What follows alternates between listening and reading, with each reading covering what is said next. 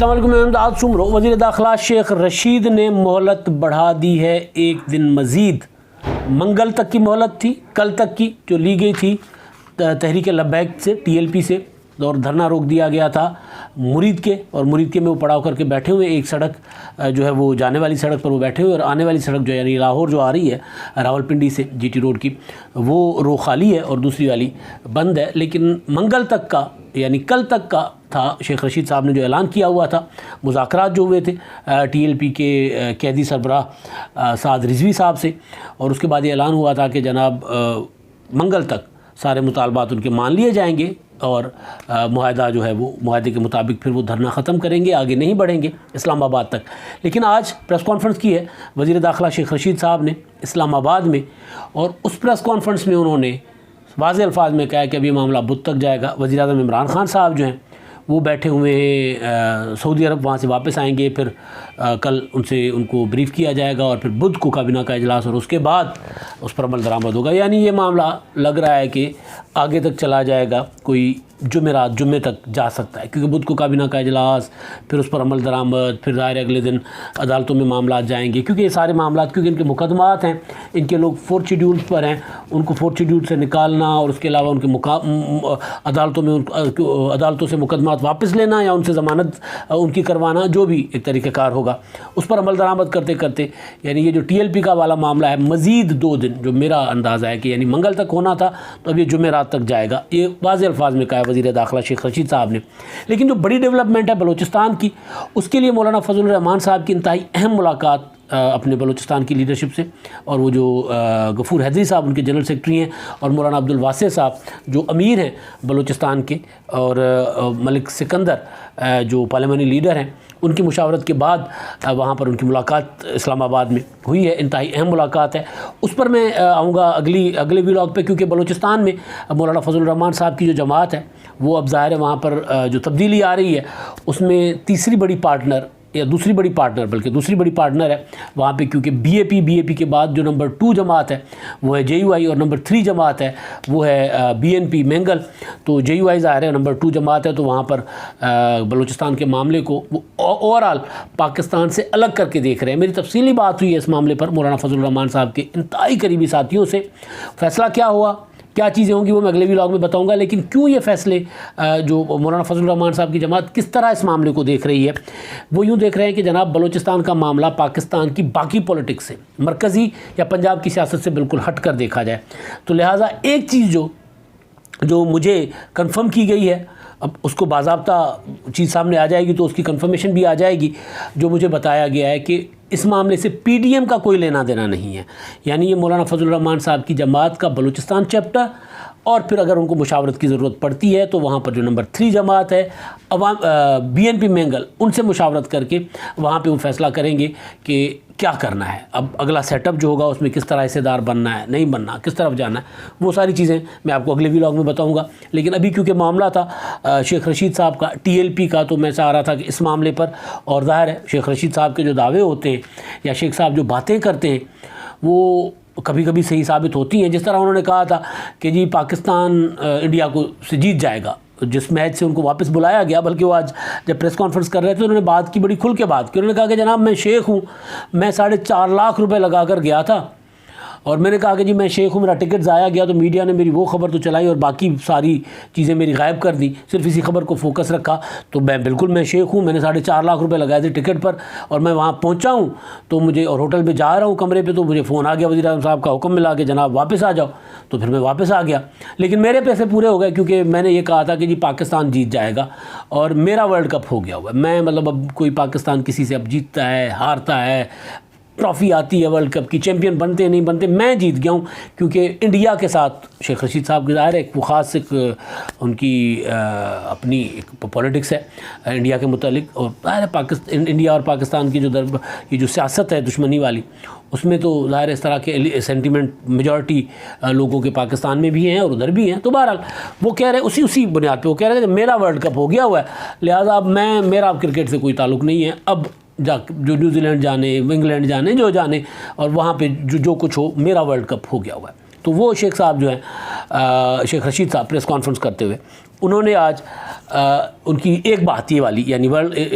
پاکستان جیت جائے گا انڈیا سے، وہ ان کی بات سچی ثابت ہو گئی، لیکن ان کی بہت سی باتیں جو ہیں سیاسی حالات کے متعلق ایک اور بات ٹھیک ثابت ہوئی، جن کا آج پھر انہوں نے کہا کہ جناب میں نے تو دسمبر میں ہی کہا تھا پی ڈی ایم کو سلام علیکم، یعنی گزشتہ دسمبر میں جب پی ڈی ایم نے 31 دسمبر کی ڈیڈ لائن دی تھی حکومت کو عمران خان صاحب کو استعفے دینے کی، اور اس کے بعد ظاہر ہے پھر وہ لانگ مارچ بھی نہیں ہو سکا، وہ تحریک عدم اعتماد بھی نہیں آ سکی، اور کوئی طریقہ کار پر پی ڈی ایم میں اتفاق نہیں ہوا، اختلافات بڑھتے گئے اور پی ڈی ایم ٹوٹ گیا۔ تو وہ ایک دوسری بات ان کی ظاہر ہے وہ حالات پی ڈی ایم نے ان کی وہ بات سچی ثابت کر لی، لیکن آج کل کے حالات میں یعنی وہ وزیر اطلاعات ہیں، ابھی میں جو ان کی پریس کانفرنس ہے اس میں وہ کہہ رہے تھے آج جو انہوں نے کی ہے، تو اس میں انہوں نے ٹی ایل پی کے متعلق ایک بڑی امپورٹنٹ بات کی ہے، جس سے اشارہ ملتا ہے کہ ٹی ایل پی کو حکومت پاکستان نے جو پروسیجر شروع کیا تھا نا کالعدم کرنے والا، وہ وتھڈرا کرے گی حکومت۔ وہ کہہ رہے ہیں وہ ایک حقیقت ہے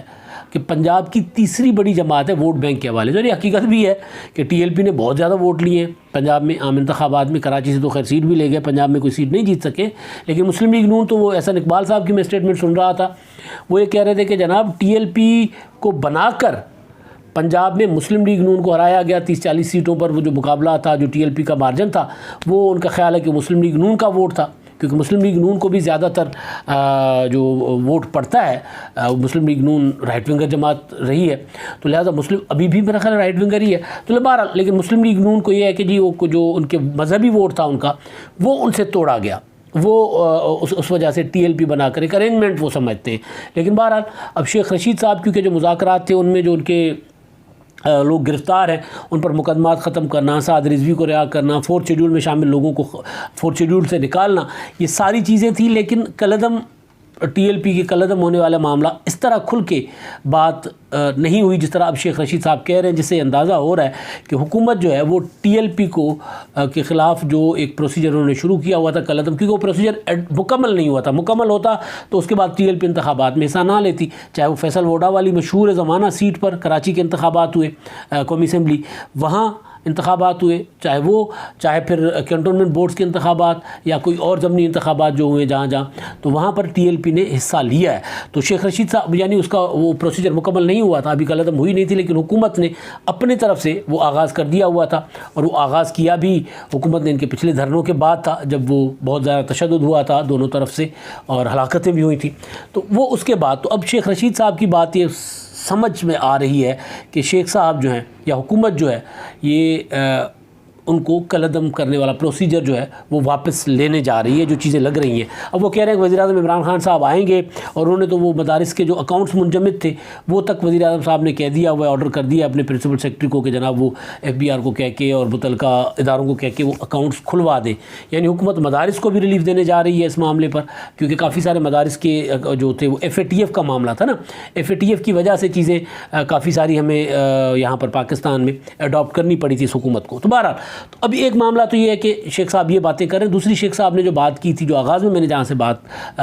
آغاز کیا جہاں سے وہ یہ کہ شیخ رشید صاحب نے پرسوں رات کو جو ملاقات کی سعد رضوی سے اور جو وفد سے ملاقات ان کے ٹی ایل پی کے وفد سے مذاکرات کیے نور الحق قادری، شیخ رشید صاحب، راجہ بشارت، چودھری اعجاز اور دیگر نے، اس میں جو ہے وہ ٹی ایل پی کے جو سربراہ ہیں سعد رضوی صاحب ان سے بھی انہوں نے ملاقات کی۔ اب شیخ صاحب کہہ رہے ہیں جی میں نے ان سے جیل میں ملاقات نہیں کی، تو ظاہر ان کو باہر لایا گیا ہوگا کسٹڈی میں، اور باہر جہاں پر سیف سٹی میں ملاقات ہو رہی تھی اس کے ہیڈ آفس میں، تو وہاں پر ملاقات ہوئی، اور